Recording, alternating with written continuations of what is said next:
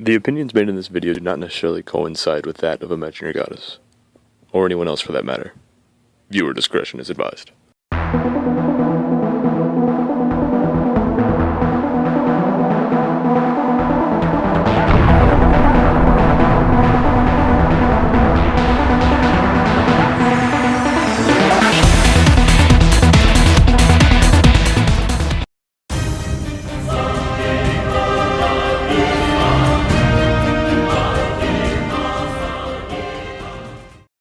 The Mercenary King here with State of Play 2.5 for the TCB, a genius strategy.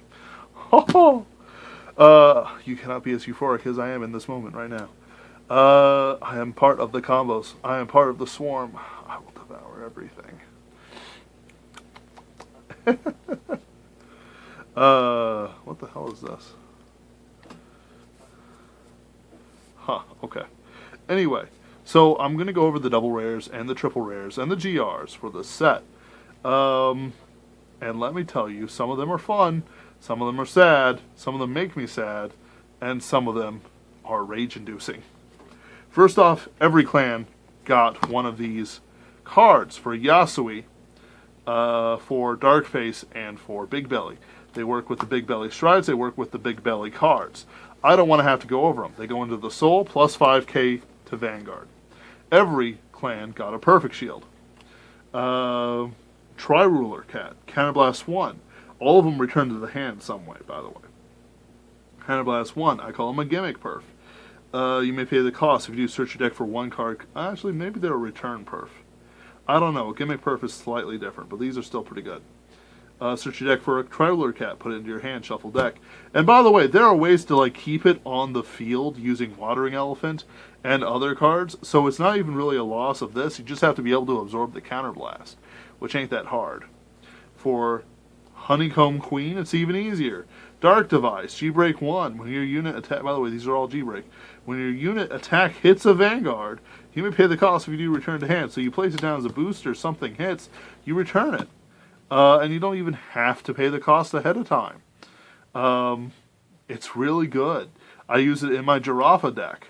Lastly, we have Stealth Rogue of the Silk Umbrella, Shizune. G-Break 1. By the way, these are all Perfect Shields. And they can only choose Vanguard. So they're G-Perf with an ability, Gimmick Perf. Soul Blast 1, G-Break 1. When they attack a Vanguard with Shadow Stitch, which is a lot, unit with Shadow Stitch, by the way, hits a Vanguard, pay the cost if you do return this to hand. Which, by the way, you can copy it, call it to there, and as long as you can overcome the soul problems that Yasui tends to have, you're not going to have a problem. I kind of want to run this in my Bandit Ape deck, but I don't have any. Now, this is where the clans get different. Actually, no, I'm going to do one more similarity between each clan. They each got a next level G-Guard. Ardillo is pretty simple. When this is placed on G-Zone turn, choose any number of units, retire them, and if you have 3 open rearguard spots, he gets plus 10k. Which is damn easy with them. Grease Fort is more complex, but very fun. Counterblast 1, when this unit is placed on G-Zone, during a battle, this unit was attacked by your opponent's Vanguard, you may pay the cost if you do tap all the units in your opponent's back row, so that's up to 3 units, and this gets plus 5k, which is essentially plus 10k for every 2 tapped units. Very good shit. Then we have Shishi Yuzuki. Was used placed on G-Zone. Vanguard was attacked by opponent's Vanguard. Choose one of your rearguards. Does this take... actually, this one doesn't even require Vanguard being attacked. Call a unit from the rearguard to R. G gets plus 5k, so it could be a 10k boost, 10k defense with a grade 2. Search your deck for a copy of it. Call it to G, which is another 5k boost. So it gets plus 15, essentially. Shuffle your deck, but the thing is they die after. That's where the similarities end. I will now go over their cards. I will start with Great Nature. First off, they have Hamsuke support. Hamsuke's rival, Fountain Pen, Hamkichi.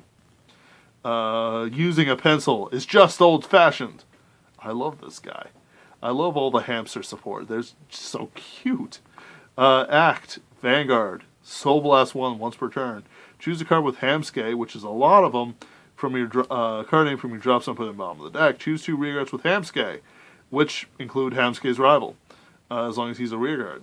and they get plus 4K, and then in turn retire those units. This isn't limit break, this isn't G break, he just does it.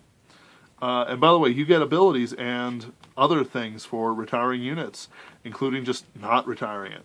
And then this unit gets, so don't worry about it, the deck's really fun. Counterblast, this unit gets plus 4K for every 2 of your rear guards with Hamscan in the card name until end of turn. That's whatever. He gets like plus 8, plus 6, plus 12. He can get like plus 12, which is 23, which is nice, but at the same time, who cares? Who cares about just plus 12? My friend did not have any of these running around. This is success 25K. When a rear guard becomes 25K, this unit becomes successful. Auto, in other words, it must happen when it's successful or it loses the ability. Choose a card from your hand, discard it. When this unit becomes successful, stay on this unit. So you actually want to attack with this first. When this unit attacks, so be careful where you put your triggers from it. When this unit attacks, choose one of your rear guards and it gets plus 4K. And it also cannot be chosen for trigger effects, basically. Yeah. So in other words, you can't sand it with a sand trigger, you can't give it a crit trigger, you just can't use it. I would recommend giving it to a Crayon Tiger, perhaps. And then letting Crayon Tiger work its magic on the other things. Honestly, I don't like Arusha too much. He sounds good, but he just doesn't work as well as he needs to. Especially with success only happening once, and the fact that he does discard a card to restand, and these sort of effects that he does that he limits your rear guards with, it could really cause a problem.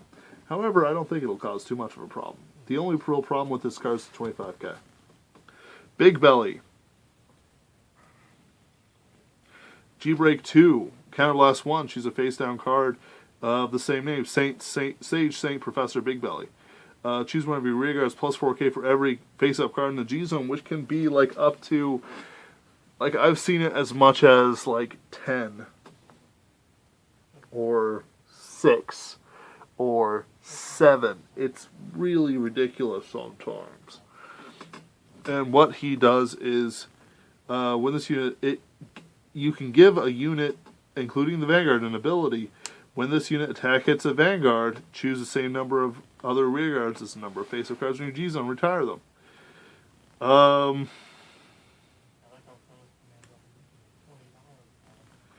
It can hit ludicrous numbers. It can restand entire fields. It's just a good card. Run 4 of in every deck. That's great nature. Frank. Omniscious Dragon, Frank. He's kind of useless, but, you know, put 1 in every time. Because he really does work with Big Belly. Counterblast 1, choose a face down G-Zone, turn it face up. Choose any number of your rear guards until end of turn. This unit cannot be retired by card effects. And each rear guard chosen by this effect gives this guy plus 4K. You got to be careful because he can't screw you out of abilities, but at the same time he can screw your opponent out of abilities that affect you during your turn. Keep in mind, G-Guardians that affect your opponent on your opponent's turn are a thing that's going to happen more and more, so do be careful. Especially you Great Nature players, because if they screw over a Crayon Tiger, you're done. You're dead. You ain't gonna happen. Now we move on to Murakumo. I'm saving Great Mega Colony for last. Dueling Dragon King, Zangeki. This is why Zanbaku became an expensive card for no reason. Counterblast 1, Vanguard. At the beginning of your opponent's main phase, if you have a card named Zanbaku in the Soul, and it's real easy to get him in the Soul, choose one of your opponent's Vanguards until end of turn it gets. When this unit attacks, choose a card from your hand, discard it. If you do not, the opponent gets -2 drive checks. Let's say you homer a Raider and he uses his ability. That means that he wouldn't drive check at all. He also gets Counterblast 1 from rear guard. Retire this unit, search your deck for 2 Zanbakus. Pull a card from among them into your soul. Call the remaining card from rear guard, shuffle deck. And then at the end of turn, return it to your hand. It's a really dumb card.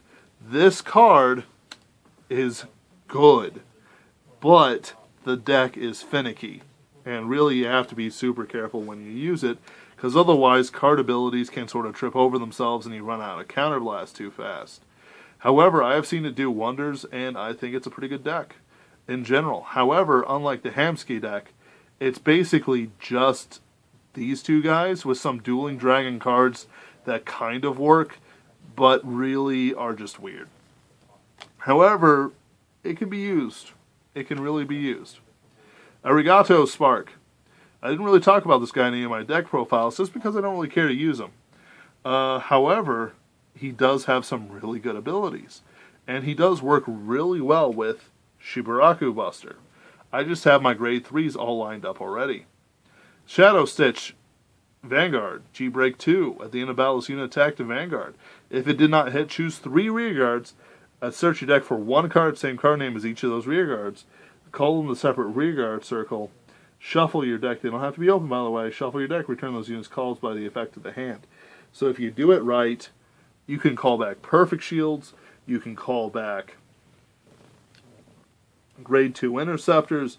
You can call back grade 1s. You can call back critical triggers. You can call back whatever you like. It's great. It adds like 3 cards to hand. Just from its abilities. However, it is G-Break 2, and sometimes those things get backfired, and sometimes you really don't want them back in your hand,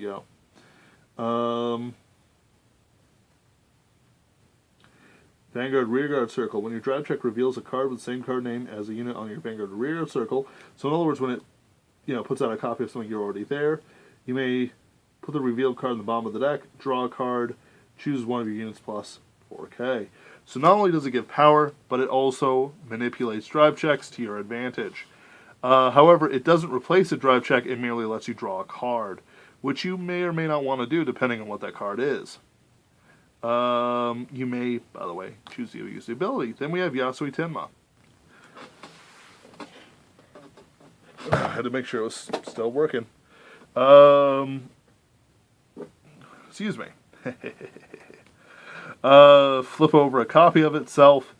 Until end of turn, this gets Shadow Stitch, Counterblast 1 at the end of battle. Your unit attacked to Vanguard. If it didn't hit, pay the cost. If you do, search your copy of the one that attacked, call it to any rearguard circle, and shuffle your deck. Basically, he gets a lot more attack going on. He's got a rearguard that really works with him, but honestly, meh.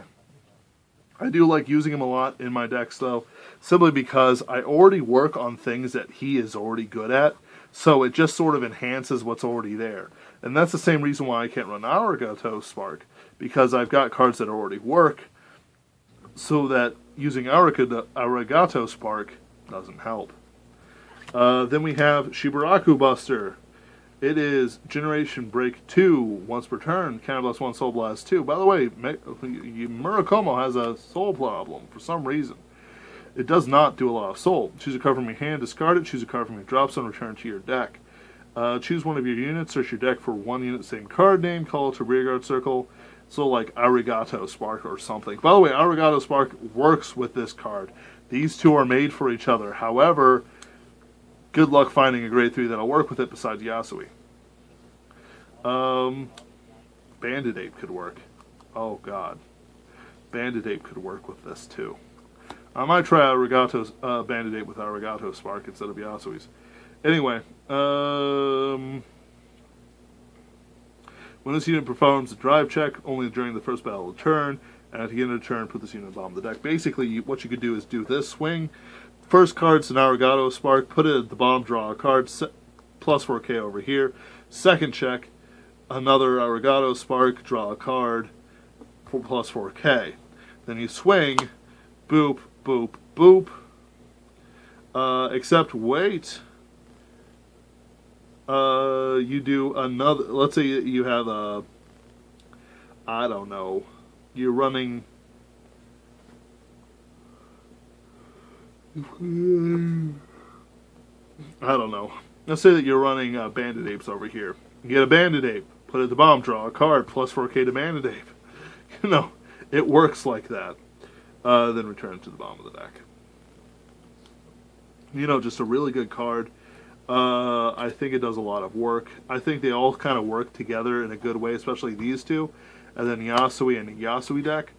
But I think that's all that you can really say to them. They just work well. There isn't a lot of creativity with it. It's just really good abilities. But, you know, there's combos that you can do with it, and I am not disappointed by the support at all. So, This is the most disappointing reprint in all of Vanguard. Because it took up a very precious, like, once in a lifetime probably triple rare slot from Mega Colony and gave it to a reprint of Machining Stag Beetle. Its abilities: when it's placed on Vanguard, choose 2 machining cards from the soul, call them the separate rearguards tapped, and then boost this unit by the power. But you might say, Ben, that's plus 16k to Vanguard. Yeah, but when you do it, your opponent isn't that hard off. There's things like Dive Beetle now and other cards that gain so many different abilities and pluses and all that jazz. The original cards that were put out with this card was a cards that gain plus 3k when they're put out there, but only for that turn.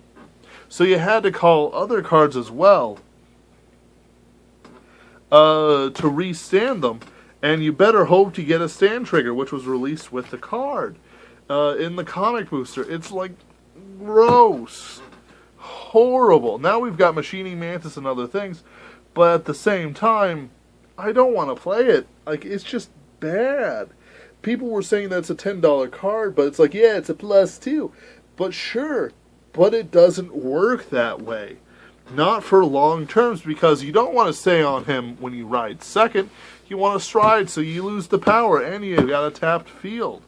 You don't run the Legions, because the Legions are kind of terrible, except for Machining Tarantula Mark II. You won War Scythe, but then, what do you run with it? Just this guy? It's bad. Like, these cards, this is a sign of a card that people think is good, but it's really bad because it cripples a lane or even 2 lanes. It doesn't really work well with the cards it has without providing too much cost, and all it does is provide for a stride that requires you to spend more cards from hand anyway. Honestly, I think War Scythe and Tarantula Mark II, and even Hornet, Machining, Mosquito, Tarantula, it's not Papillo. I can't even remember it anymore. But point is that the other Legion kind of works better than this, and it gives you like 3 units at once. The only thing this has got over it is it works during the ride phase. That's it. And you might say, well, if you just need bodies to throw out, yeah, you're right, I just need bodies to throw out. But people are running fucking Machining Hercules Beetle. And I don't get it. I don't get it at all. Hercules Beetle is even worse than this one. People didn't even run it when it was released with Cyclomatus. They just sort of skipped it. I don't know. This is the most disappointing card in Vanguard. They could have given us something like Hamsuke, Rival. They could have given us something like Sangeki, but no, they gave us a reprint. This card is a rare, at best. You might say, Ben, you're being unrational. You know, decks have won with this card. Yeah, but they only run like 2 or 3 of it. Maybe they run 4, sure. But they also run 4 War Scythe. That should tell you something. That War Scythe is a very good card, that you only play this as long as it takes to do it. Like, what's the point of having cards you can't even use on the field if all you're going to do is swing with Machining Destroyer all the time? You might as well play War Sickle, might as well play the Legion, or something that works when you cannot stride. I should probably do just a video on this guy, but whatever. The second most disappointing card in the set.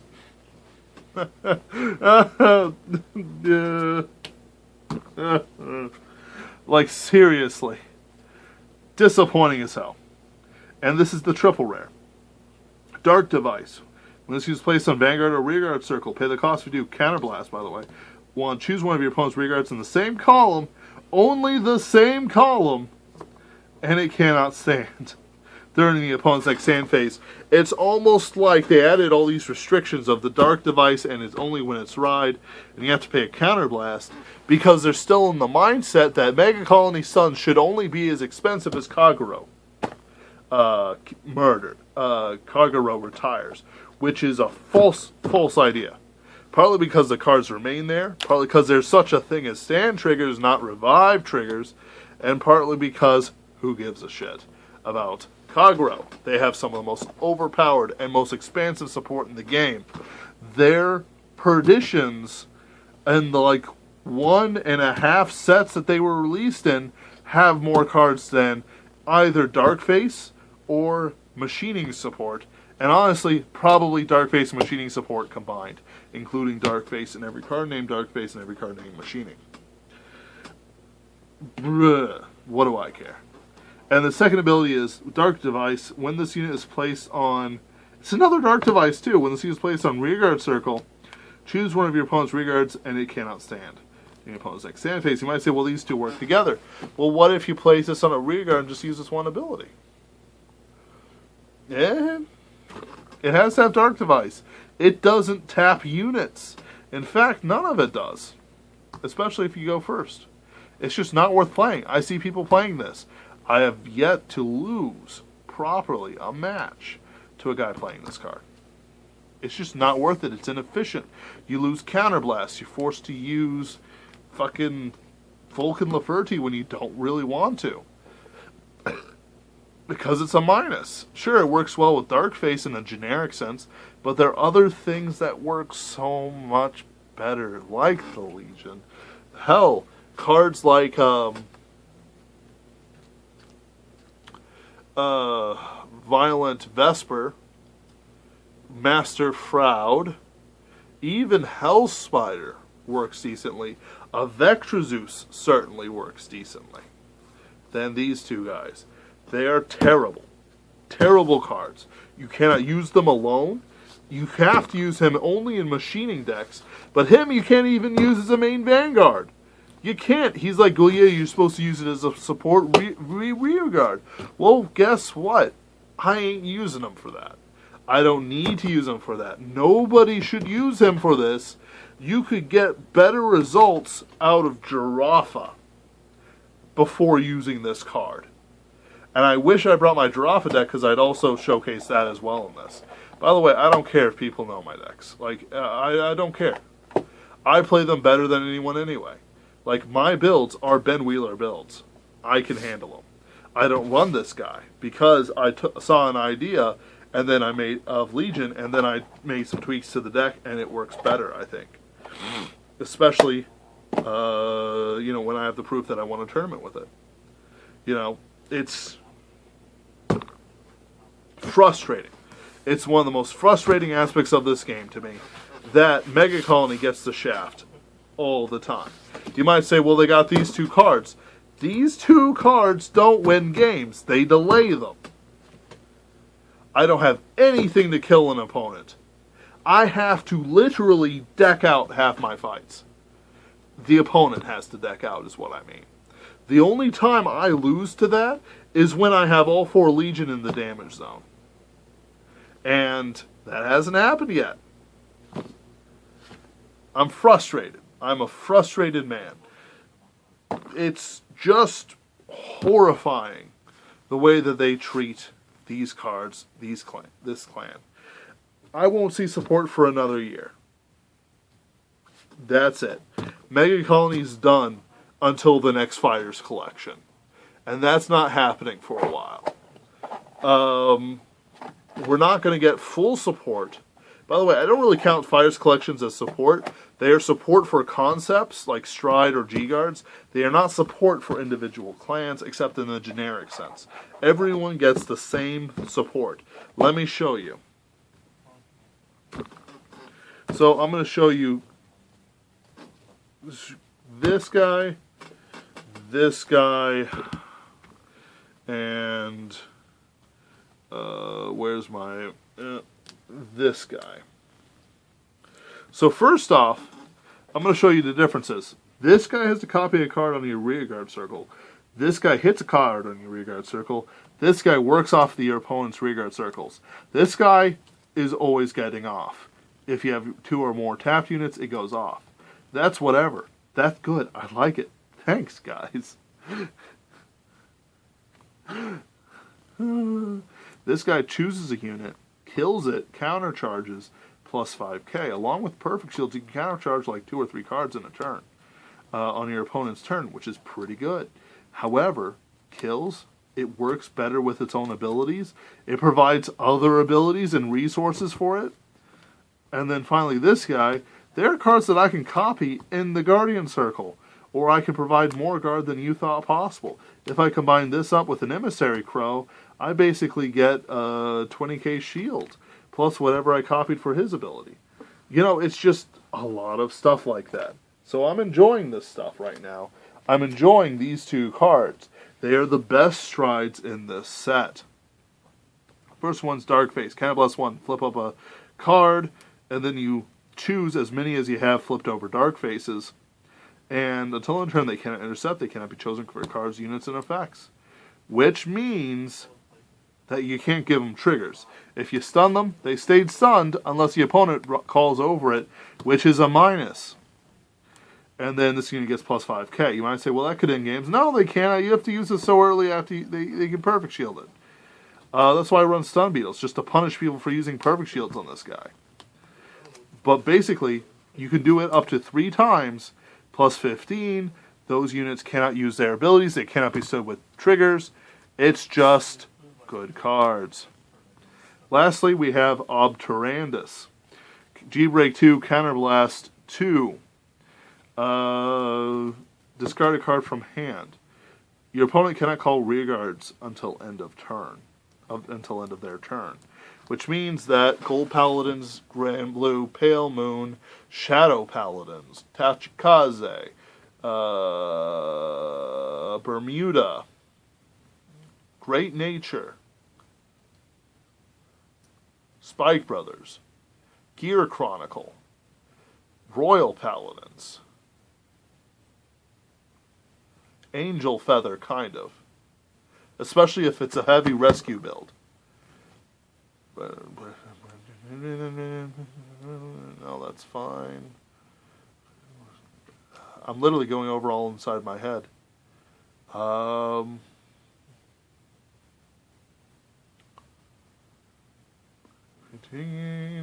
then... yeah, just the ones I mentioned are screwed over. They can't use their abilities. They can bounce things back, kill, intercept, whatever you want, but you can't call. Can't call at all. He's great, he's good, but he's a twin-edged sword. Because you discard a card, you are doing no better, or even worse than, a twin drive. So in other words, even though you're not wasting cards on rearguard attacks, which can get pretty fierce, you are also not saving that many cards. In fact, I would submit that this card is a break-even and not a plus in any way. You might be like, well, let me break it down the math for you. You draw for turn. Hold on. I'm going to use these guys. You draw for turn. You spend a card to stride. You spend a card to use Obturandus' skill. You attack with Obturandus. Drive check 1, drive check 2, drive check 3. Let's just say there's no draw triggers.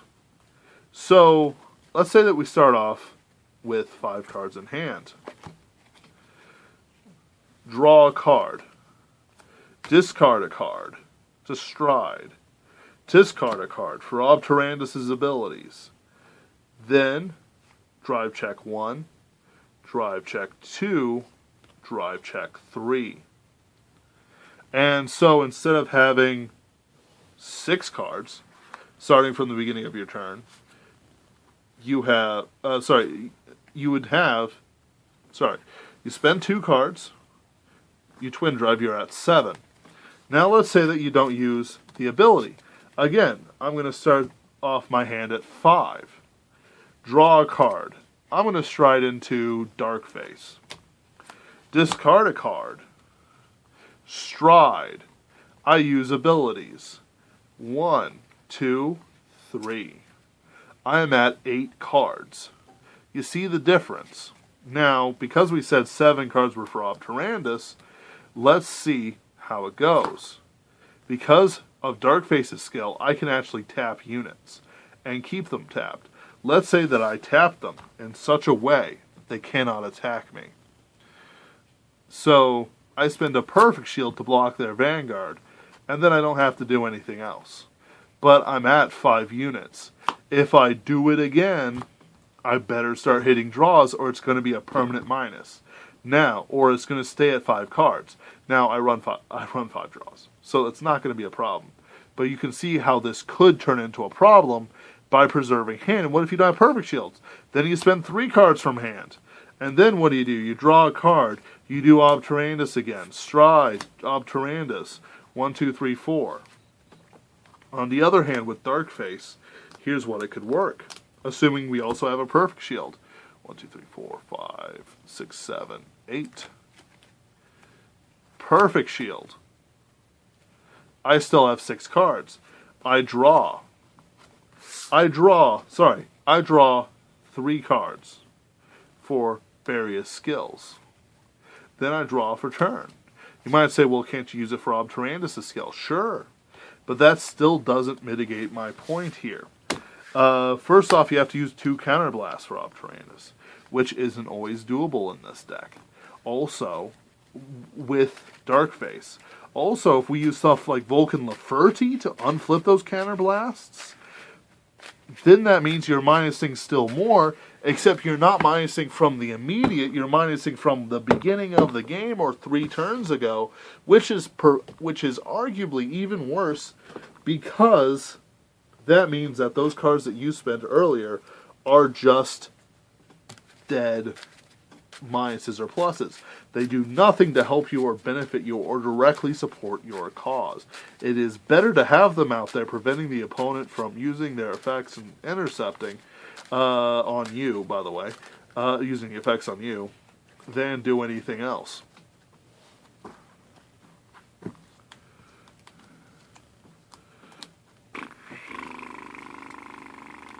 Yeah. So, like, here's the thing, though. I have benefited from Obturandusing. Granblue, for example, is hilarious to do it to. But you cannot do it.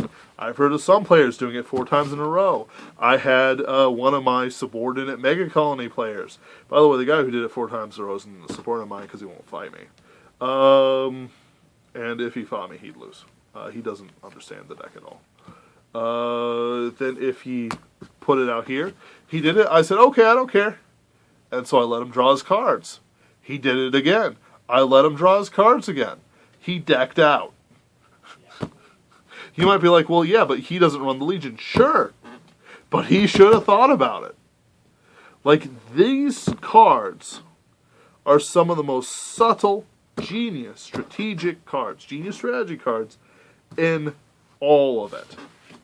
In fact, Obturandus is harder to use than most of the best strides in the game.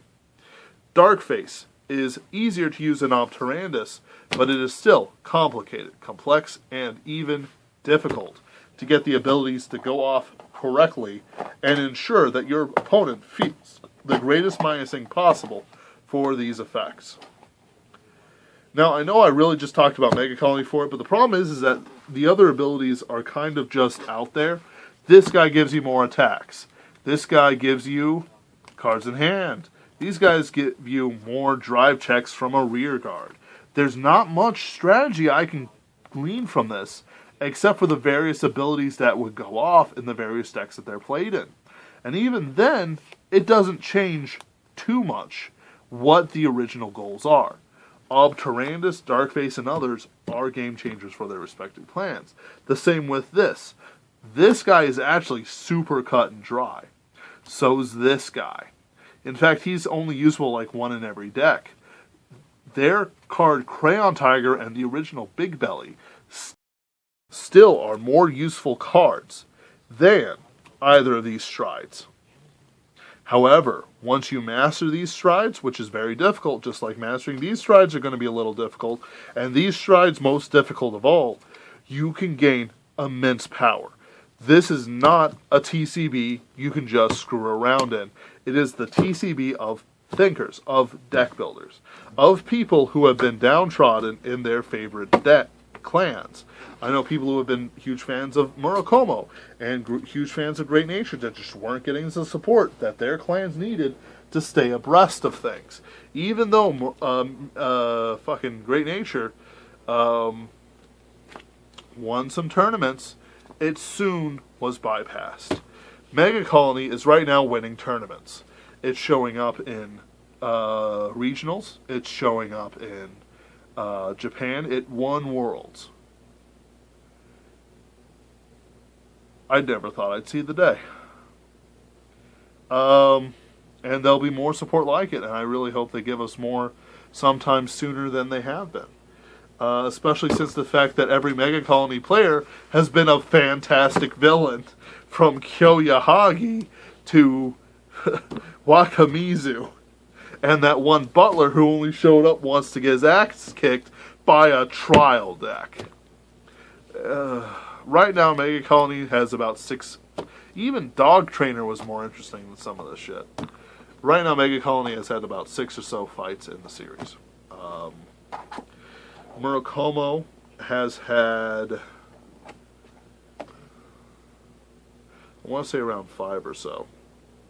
Even less. Because they got support for Mandala Lord, which was a fight. Then there was Shirayuki, which was a fight. Shingo was a fight. And I think Shingo showed up again later for. I think there was one more fight, I just can't remember.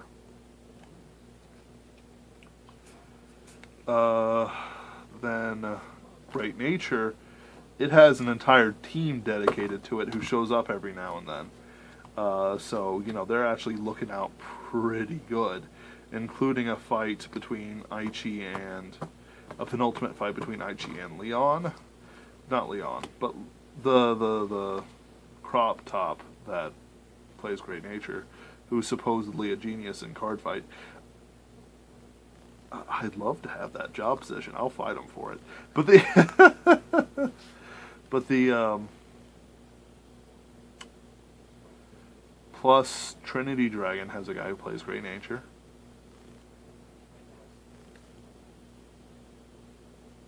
Yeah, I think that's it, really. They haven't had as many fights, but when they do, they usually have really good ones. If you count the Great Nature one as 3, though, the first time they showed up, there's actually like 6 fights, plus Trinity Dragon, which is like 7, 8, and maybe 9. Oh, and reverse. 10. Yeah, that sounds about right, about 10. I'd say there'd be about 10 fights. Yeah, because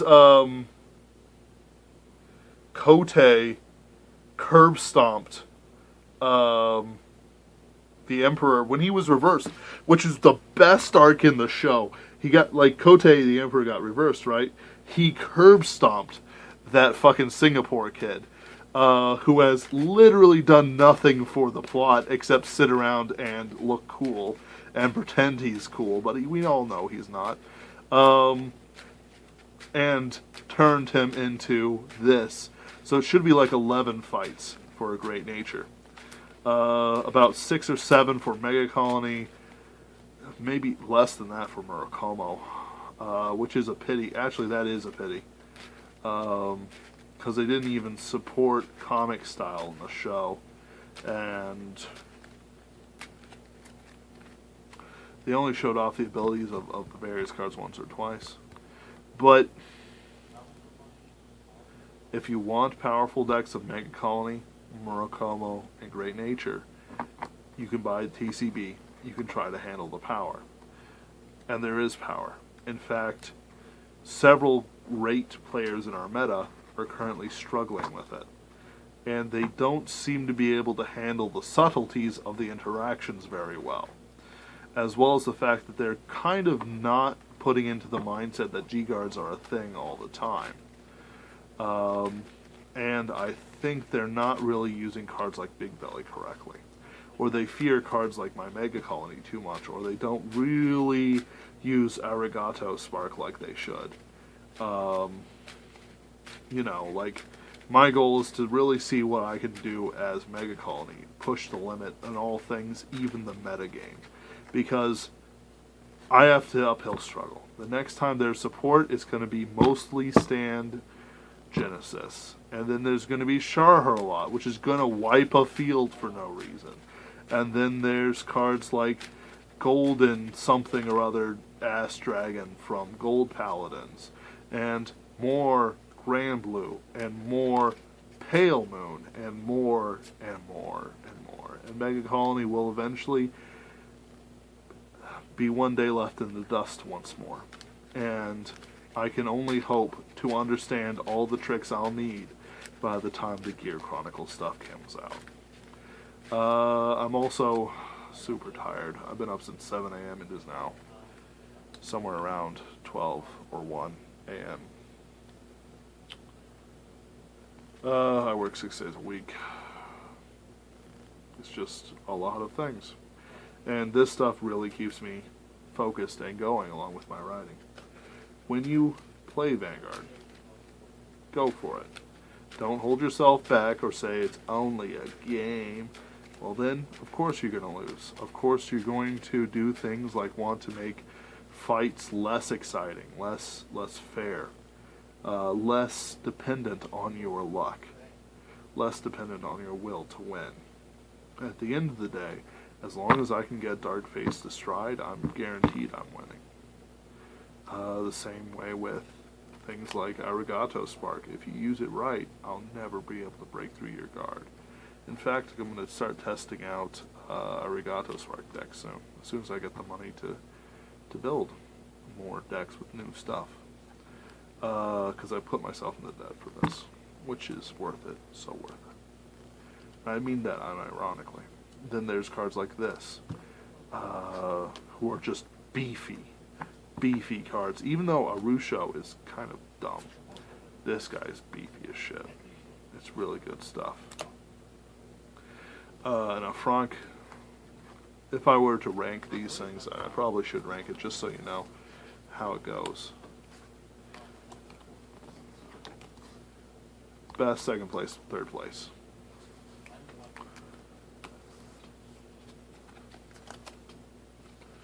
Boop.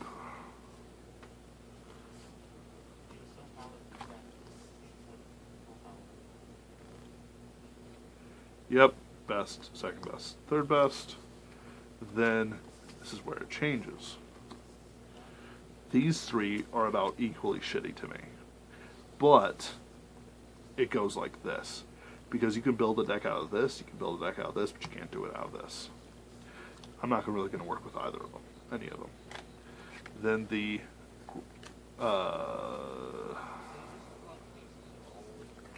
grade 3s like this, this. Wait, why did I choose this? Why did I do this? Hold on. It's this. This. It's like this. This is the best one. This is the second best one. This is the worst one. I don't even know why I did. By the way, this is still better than this. And maybe even better than this. But it definitely Murakumo's on top here. These two P things, I haven't really seen them enough to choose it, but they're definitely better than this one. Even with the stride considered. And I won't bother with the rest of them. Alright. I've covered all the cards. There's a promo that isn't really worth it because it's just the same thing as a Otter. In that it's, if you get success 20k, it doesn't get retired from things. But the thing is that, why would you not want to? Like, all it does is not get retired. Why not play Cornegie or the Otter? Or there's a card that restands when it becomes successful for a counterblast. There's all kinds of other shit out there, and you're wanting something that doesn't retire, which, by the way, screws you out of some of your draw.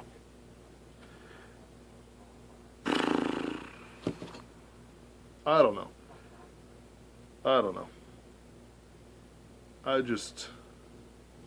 Some of the stuff here, I need to make more videos. I need to put out more information. I need to train more people.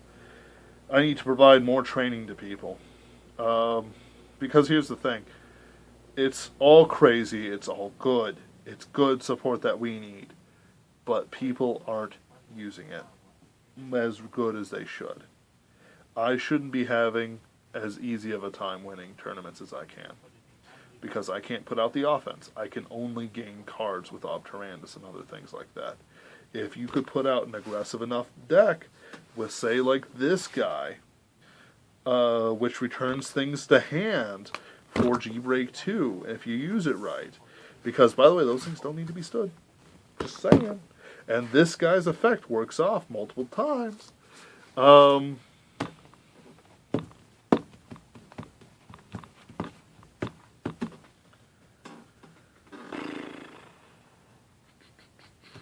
you could probably take